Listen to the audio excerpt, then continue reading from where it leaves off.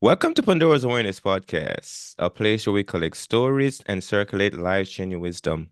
I'm your host, Asher, and our guest today is Kevin. And today you're here because we get to talk about first-time experiences. And oftentimes we really talk about that conversation with other people when we have to talk about first-time experiences. So I would love to have a conversation with you today, Kevin, around some of your first-time experiences that you want to share that you can use to add value to the world. Show people exactly how you process your journey and some of the stuff that you learn from this. So if you don't mind telling us where you're hailing from, what you specialize in, or you adding value to the world and who you being a hero to, if you don't mind. Yeah, Asher, good day, mate. It's fantastic to be with you this afternoon, your time, this morning, my time.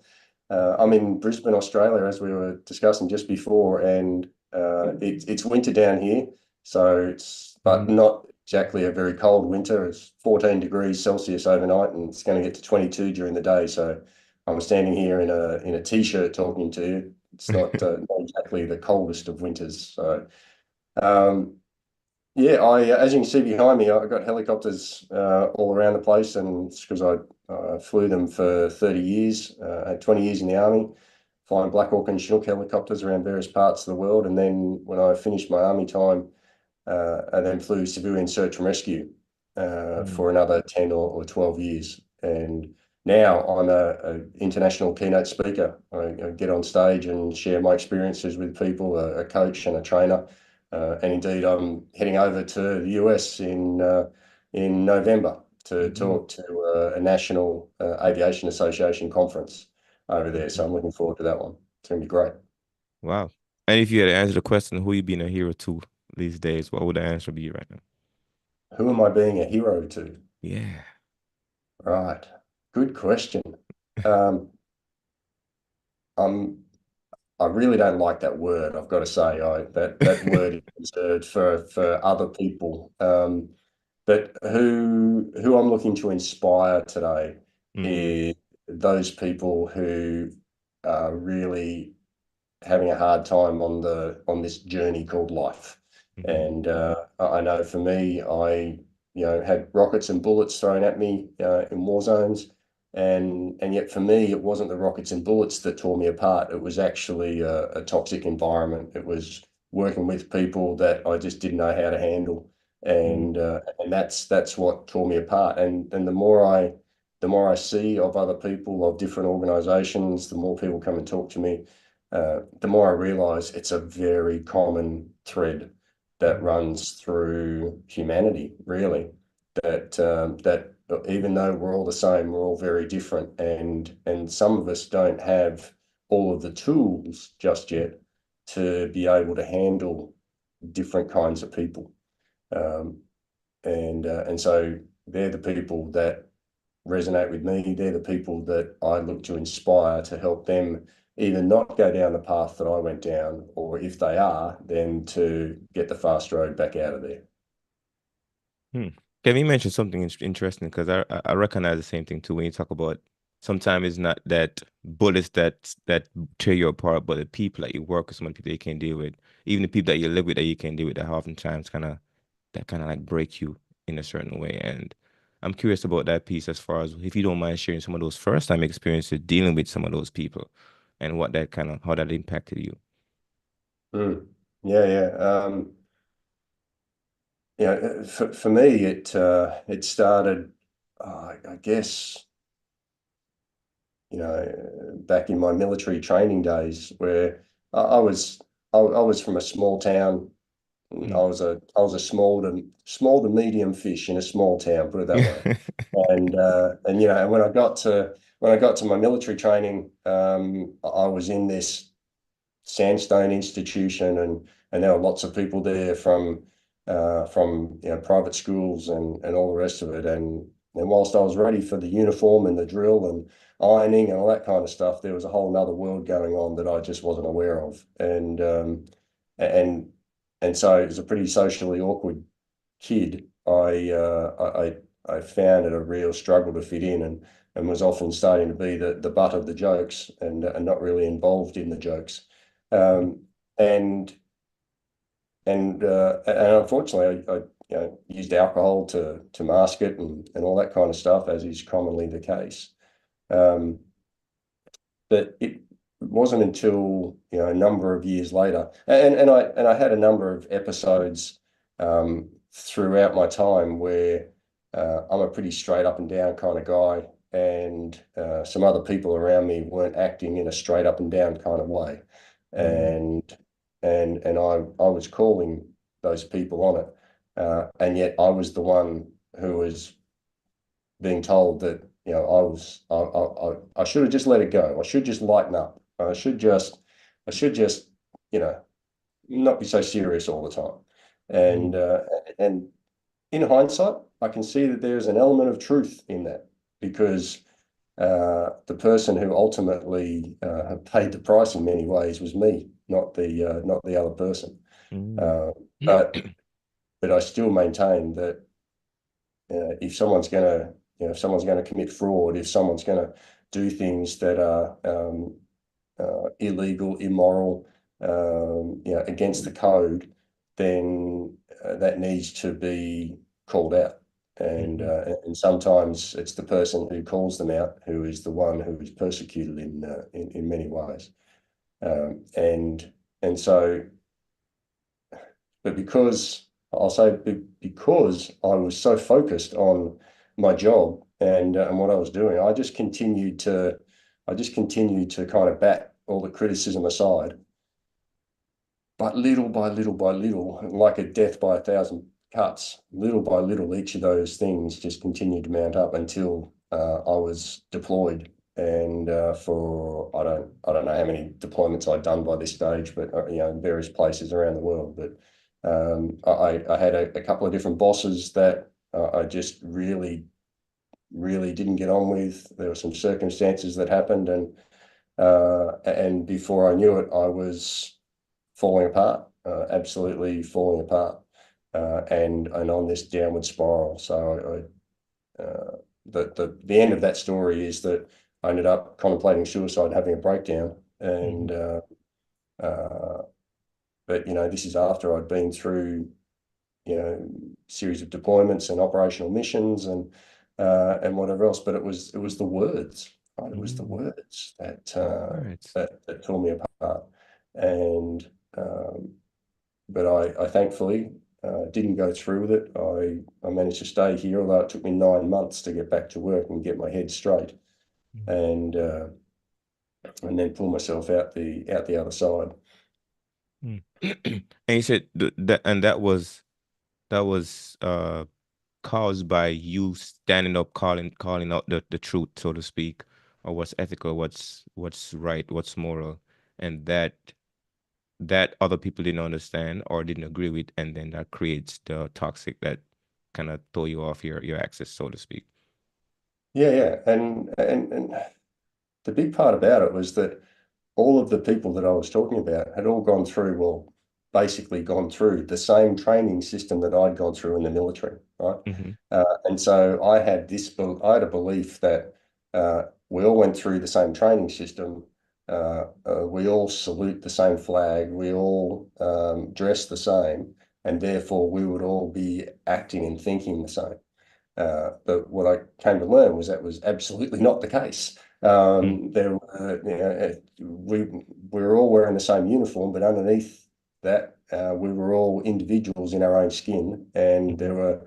and just like I had my thoughts, they all had their own thoughts as well about what was reasonable, not reasonable, and how they should act. And my belief was that for a number of these people, that they were acting in a way which was not in line with the values that we had been imbued in our training system and the values of the military and the ethical approach that I believe that we all as humans should take in some cases. Um, so yeah, so that was the big difference, was that I had this belief in my head that we all thought and acted the same way, and we would see things in the same way, in the same vein with the values that we had. Mm-hmm. Uh, but it appeared that their values were quite different to my values, and I believe and that was really at odds.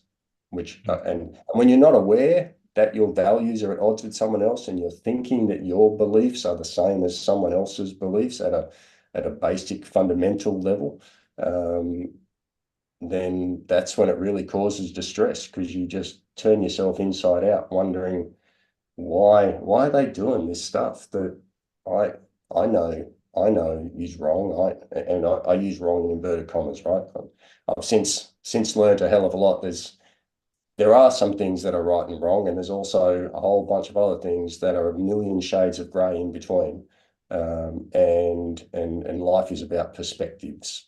Life is about perspectives, and the two of us can experience the same event and have very different interpretations of what went on in that event.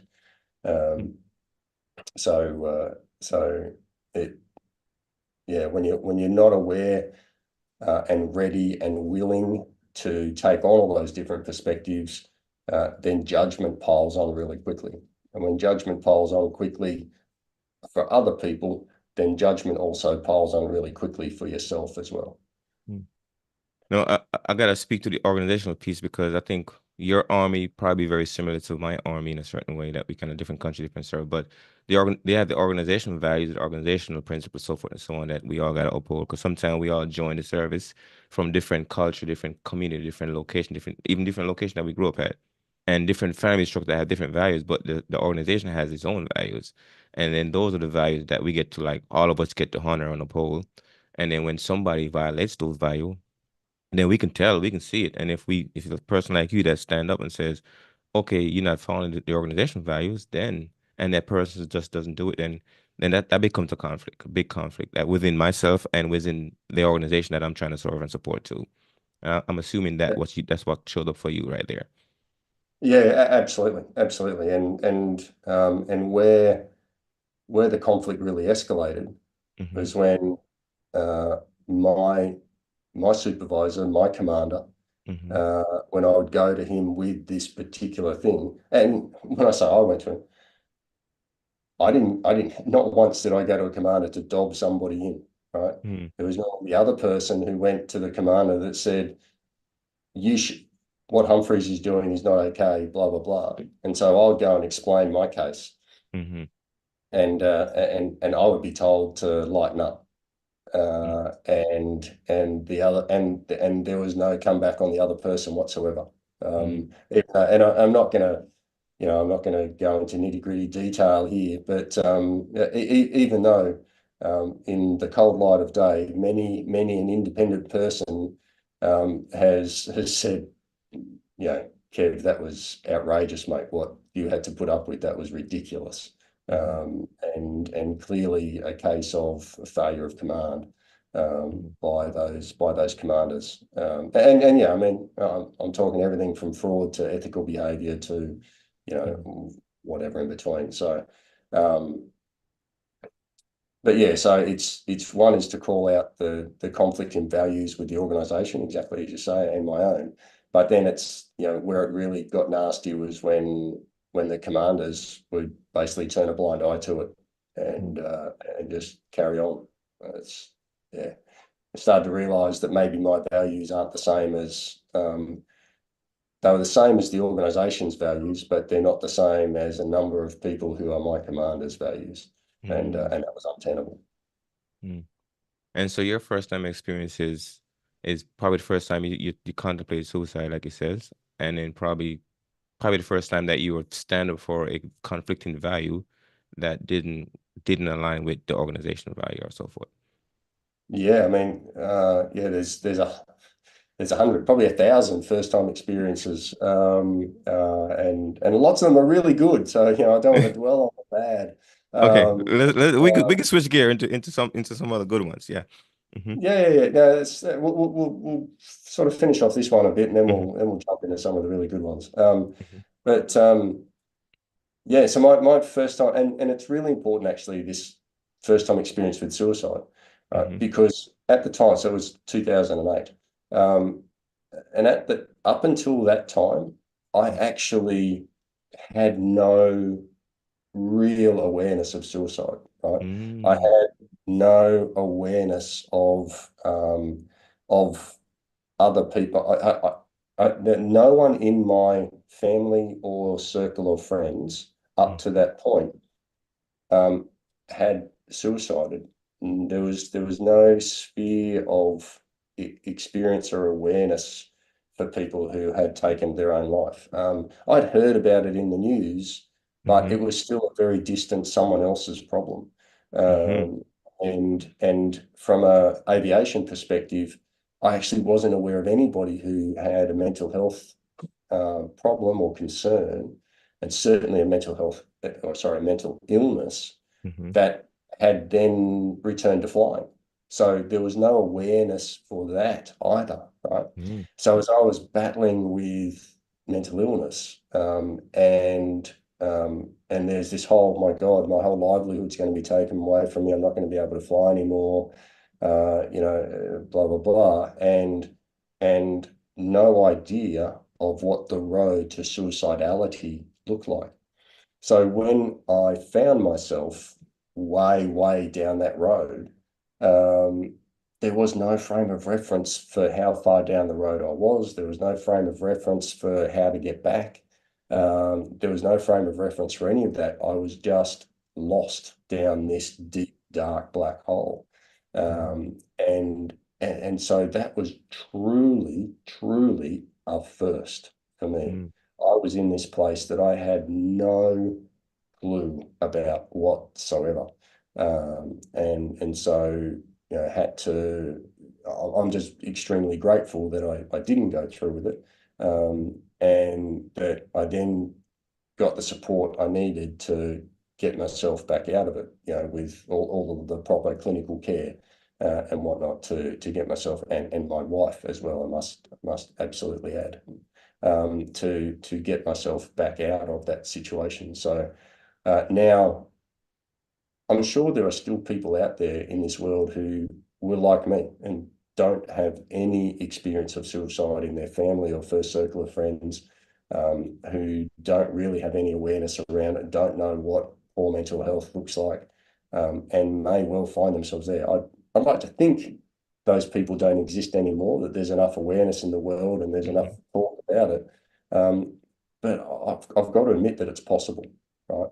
Mm-hmm. And so, yeah, that was a very scary first, Mm-hmm. that yeah, thankfully managed to turn around. The interesting thing is, I guarantee you there are people out there that don't even know. Because it's sometimes when you discover something, you're like, but this thing been on for the longest. How did I didn't know about it? So you don't know until you know. So sometimes you're right. There are people out there right now, probably in your same profession, probably haven't even thought about this because it never really come across their what to say, your desk as far as, hey, this is an issue. Because they probably never seen it or never really cared about it. But now when it Mm, hits them personally, like, oh my God. So sometimes it might be a close friend that happens, like, okay, I'm aware of it. But no, if nobody in your circle, just like you might be a person that grew up and never had no real death in your family. You haven't seen nobody die that was in your family yet. So you don't really think about that the same way because nobody, your grandparents, everybody's still alive, all those folks alive, most of your folks alive, never seen it. Until somebody dies, like, oh my God, I felt that. Now I'm aware of other people that's struggling with the delusion of somebody else. So I'm guarantee you somebody out there probably in your profession. But I'm curious about how were you able to get back to flying from after going through that episode that you just never experienced for ever in your life? yeah, yeah. So it was a fairly long road. So it took me 9 months to get back to what I call being functional again, Hmm. and being able to get into work on a return to work program. So I went back to work 2 days a week, just into an office job, and and then from there, 3 days a week and 4 days a week, and managed to build back up to full time. From a flying perspective, I was grounded immediately, Hmm. and then to get my medical back, I had to go through almost a full day worth of psychometric assessments Hmm. to see that my cognitive processing hadn't been impaired, to see that that every part of my intellect, as I said, my cognitive processing, my spatial orientation, all those kinds of things were all intact. Hmm. And so it was basically the same as when we would go through and do our initial pilot assessment Mhm. to see if I can become a pilot. I basically had to go through most of those assessments all again. And that was okay. I passed all of those, which was great. I then had to agree to basically ongoing psychological support and review for the rest of my life, or Mhm. the rest of my flying career. Ongoing psychiatrist review and support for the rest of my flying career. And so, I maintain and at the time, it felt like hopefully what I just described forever. Oh my God, this is ridiculous. Um, but I can see now, being another 15 years down the track, that it was and is for good reason, right? Mhm. Because uh, mental health and mental illness is not something that is binary that gets switched on and off. Mhm. It's a spectrum, it's a wave that we ride every day, and there are some days that are better than other days, and therefore some days that are worse than other days. Mhm. And we need to make sure that we, particularly from a flying perspective, that we're always maintaining an even keel, so to speak. And so, yeah, so psychology, psychiatrist reviews are a normal everyday part of my life now, and I call them my ops normal calls. So every 3 months or so, I go in and get my ops normal call, and that's great. But I'm actually truly grateful that I am able to get that support and just maintain that Mhm. connection there. Because again, I may think that everything's on track, but they may see something that's starting to waver and therefore ask the questions. Mhm. Um, so yeah, so I've got to do that, and that report gets sent into the assessor, the aviation medical assessor and whatnot every year. What was really interesting was to talk about another first Mhm. was when I fell in what I call it falling in a heap, when I had my breakdown and suicidality, and then got my medical back. It was then time for me to leave the army, and I got offered a job, a civilian search and rescue job, as an aircraft captain and a flight instructor and examiner and all this stuff, and it was just the dream job that I Mhm. couldn't have hoped for better. Um, Now, I didn't have on my resume that I just had a mental health crisis and suicidality and whatnot, right? And it turned out it was 1 year to the day from my breakdown to the day that I started flying for this organization. And and so 1 year to the day, started flying for them. It was just the most magic thing. But as I Mhm. said, I was not telling a soul that I'd had the mental health crisis, because even though I got back to being functional again, months before my breakdown, I was in Afghanistan flying missions and leading incredible men and women and working with incredible men and women. And Mhm. now I'm ending up having a breakdown. And I was deeply, excuse me, deeply, deeply ashamed because of what I felt was my failure to look after my people, my failure to look after me, my failure, and how dare I allow myself to have a breakdown. Mhm. So I had this immense feeling of failure, like I felt I'd failed my country. Right? Mhm. That's how big my sense of failure was. And with that sense of failure came an equal level of self-loathing and shame for allowing myself to fail. That was my perception, right? Mhm. Um, so even though I put on a brave face and was functional at work, all the time there was this gnawing at me that was deep, deep shame. And I asked my wife to keep it a secret, and we did keep it a secret from everybody, my friends who didn't already know, that kind of stuff. What ended up being 7 years, Mhm. and until I was getting some business coaching, and she pulled it out of me. She was incredible, this woman. She pulled it out of me, my secret, and then she challenged me um, to talk about it publicly. And I was bawling my eyes out in tears, like, no way am I going to be talking about this publicly. No way in the world. Um, and anyway, 2 months later, I did. And we haven't got time to go into the whole story behind it, but 2 months later, I did to a business mentoring group, right? It Mm, wasn't part of a counseling group or a support session or anything like that. It was part of a business mentoring group, was actually where I found the safety to be able to have this conversation and release this bloody shameful genie out of the bottle. mm. But the first in this, oh God, I just lost my train of thought.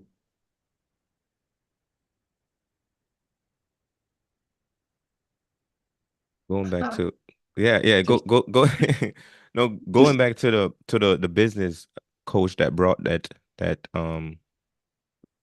darkness out of you, that situation that you was never, I guess, brave enough, courageous enough to share because you were so ashamed, you were ashamed of it, and then you mm, actually get to share it. Because a lot of time people have the same experience where they might be in the company of somebody with their energy, and based on that person's energy, just allow them to really share a lot that they haven't really shared before. And sometimes you mm. just gotta be lucky to find those people. It could be a therapist. Sometimes it's a therapist because sometimes you might go with a therapist and you just don't feel like it doesn't feel like sharing with that person. So you just keep holding back, holding back. But then you just find somebody that just allow you to speak, and you just feel like you can comfortable without the judgment of whatever around you to speak, and that group allow you to do that, which is powerful. Yeah, correct. Absolutely. And the key for this lady, I remember what the first was when I told my workplace. So we'll come back to that in a second. Hmm.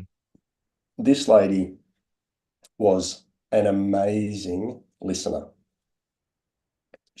And you're right, she held the space and she provided the energy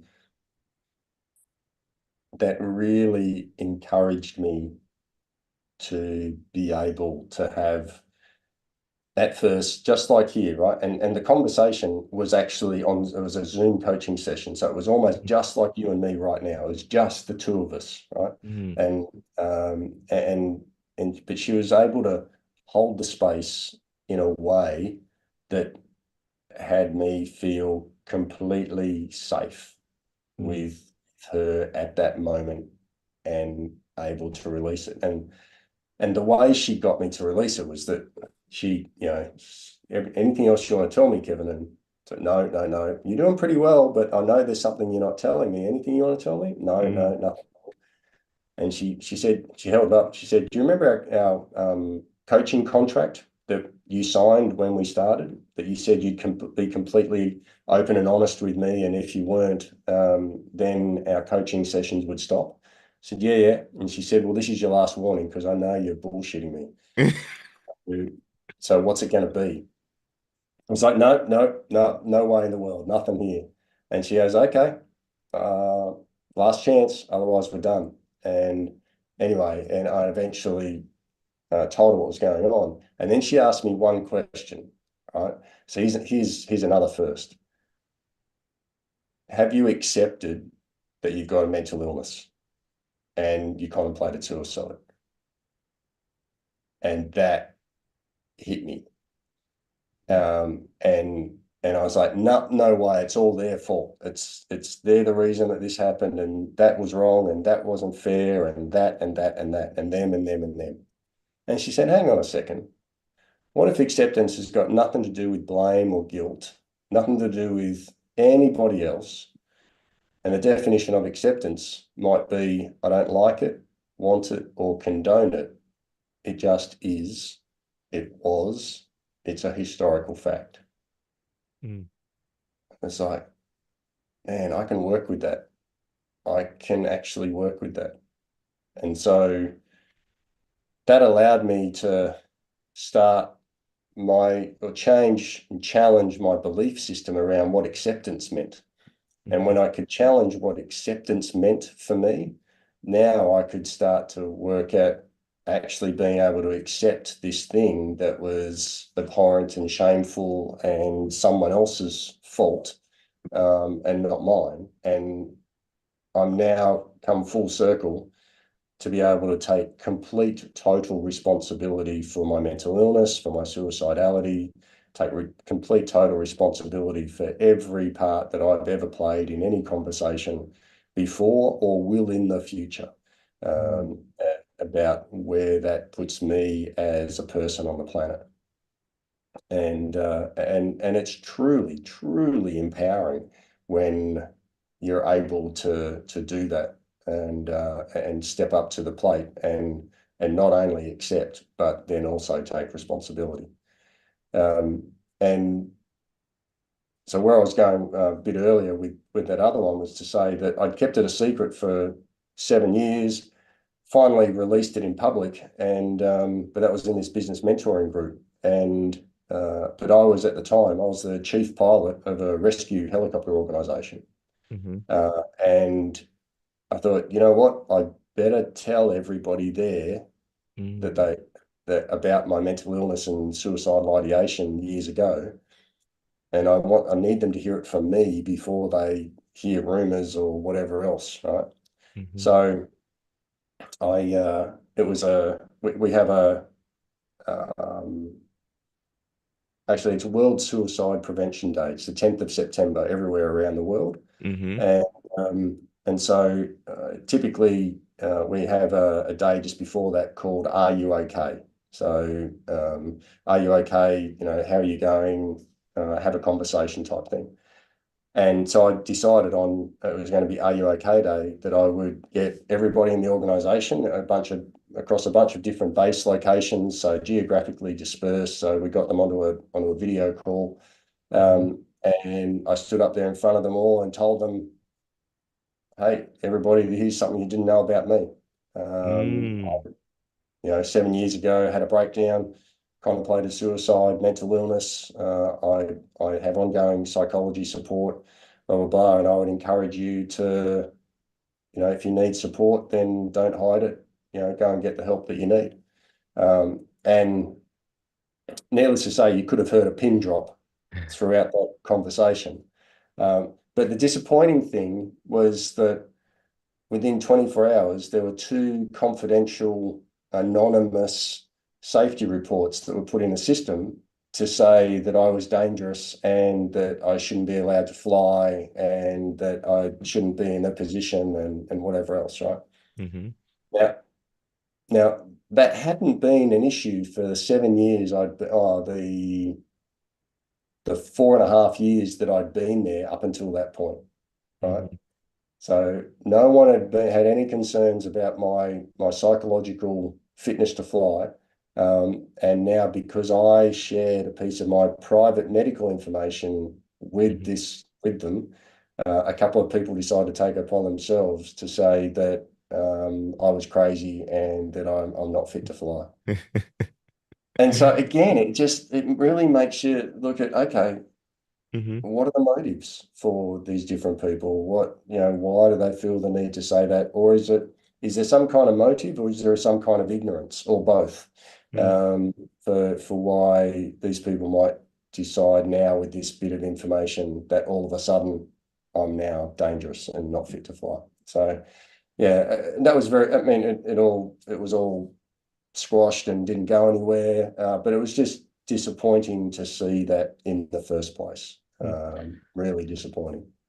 There are always people that want your position. Like sometimes you never know who want your position. They're like, oh, there's an opportunity to get you out of that position so they can have it. So you never know Mm. what their motives are when people are like, oh yeah, I can hate. No, I have a real reason to hate. Oh, I want this job. Like, you Yeah. never know, right? You never know. You never know. No, that's right. That's right. And but the good thing was with that new definition of acceptance, Mm-hmm. instead of getting angry about that those two reports going in, I just shrugged my shoulders and went, well, I don't Mm. like it, want it, or condone it. It just is. That's them, right? Yeah. It's actually got nothing to do with me. That's got everything to do with them. Mm-hmm. And then just move on, right? Just move on with a chuckle. Mm. But another first I wanted to tell you about was the first time I ever flew.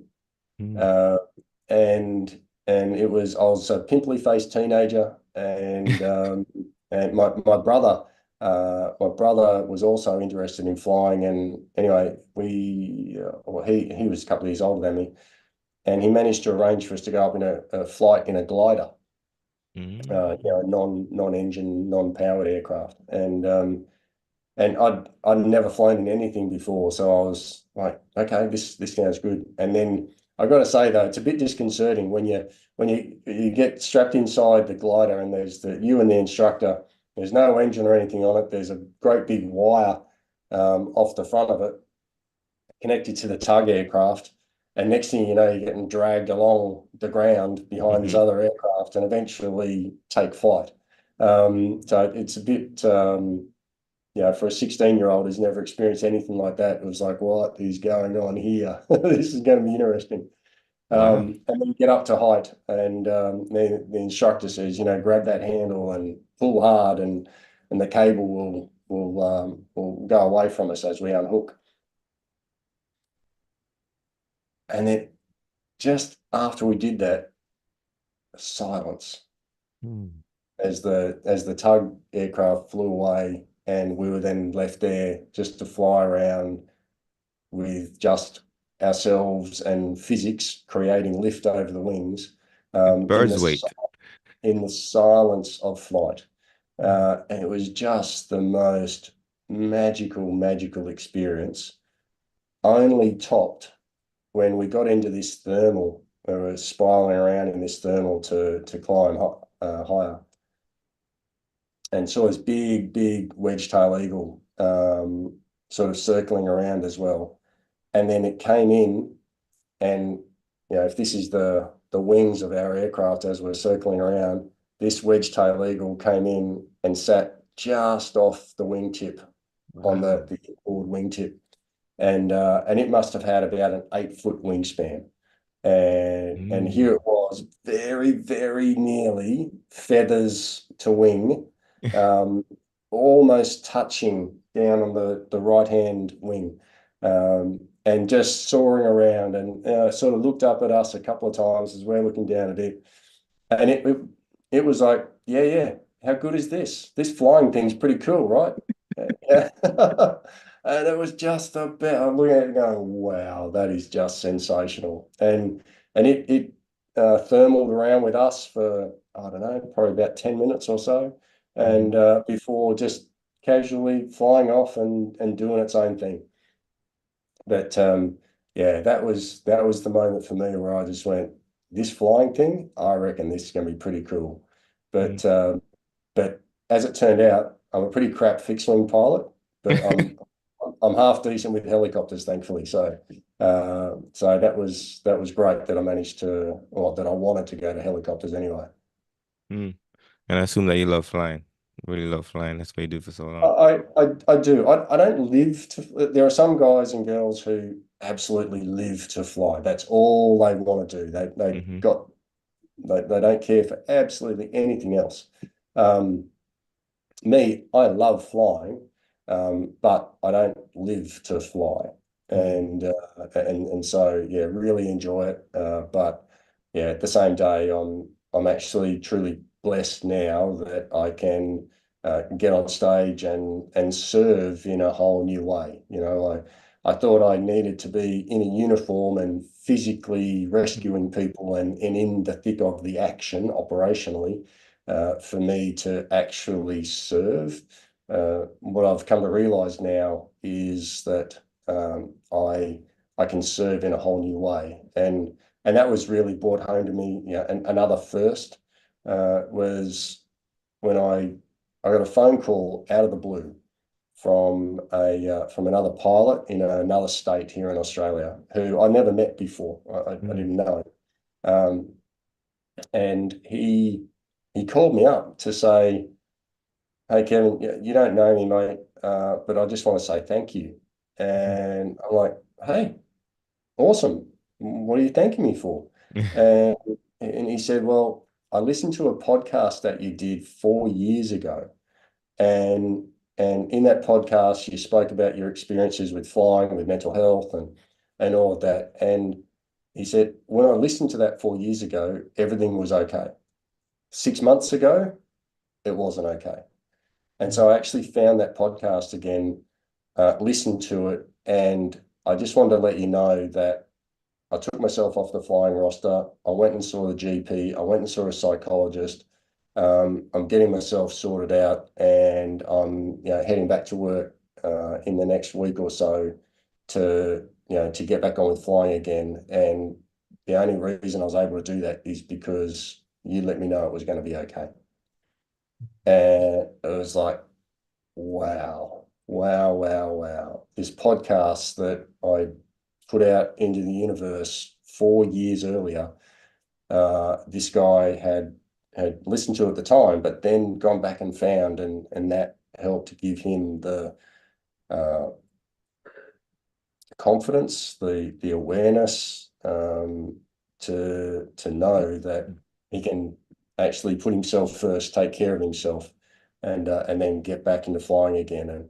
And that was when I realized that, yeah, I may not wear a uniform anymore, and I may not be in the cockpit now. I was still in the cockpit at that stage, but I may not be in the cockpit now. But this other form of service is genuine, is real, is transformative, and is incredibly impactful. And with that comes a huge level of humility and gratitude for me. I concur 100% with that, by the way. 100%. And if somebody hear you right now, and I know you don't like the word hero, but they're like, Kevin, you're my hero just by speaking up about your own journey. I would love to work and connect with you. You inspire me. How can they connect with you? Yeah, I'm available on my website is my name, Kevin Humphreys, spelled Reys, kevinhumphreys.com.au, because of the Australia piece. And I'm on LinkedIn and Facebook. You can search me up there, Kevin Humphreys, keynote speaker, and you'll find me on either ones of those platforms as well. Mm. And what would you say your biggest takeaway from just having this conversation today?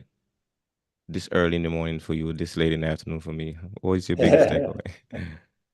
Um, I think the biggest takeaway for me, sorry, I'm just going to grab a drink of water. Mhm. I think the biggest takeaway for me is don't take your firsts for granted.